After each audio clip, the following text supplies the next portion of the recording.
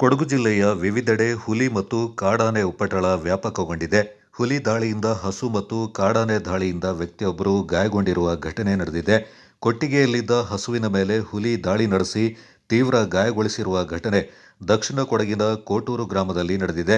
ಸ್ಥಳೀಯ ನಿವಾಸಿ ಪೋರಂಗಡ ಪೃಥ್ವಿ ಎಂಬುವರಿಗೆ ಸೇರಿದ ಹಸು ಇದಾಗಿದ್ದು ಪ್ರಾಣಾಪಾಯದಿಂದ ಪಾರಾಗಿದೆ.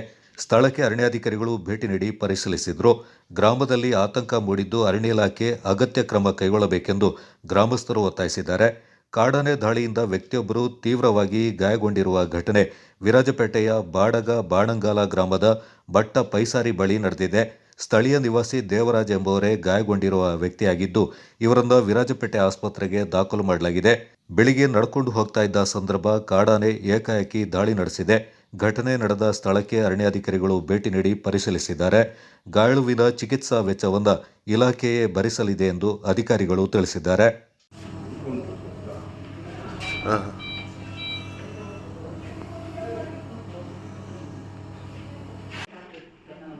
ಏನು ನಿಮ್ಮ ಹೆಸರು? ದೇವರಾಜ್. ಏನಾಗಿದ್ದು?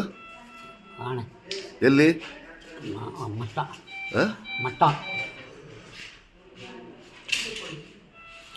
ಹೇಗೆ ದಾಳಿ ಮಾಡಿದ್ದು?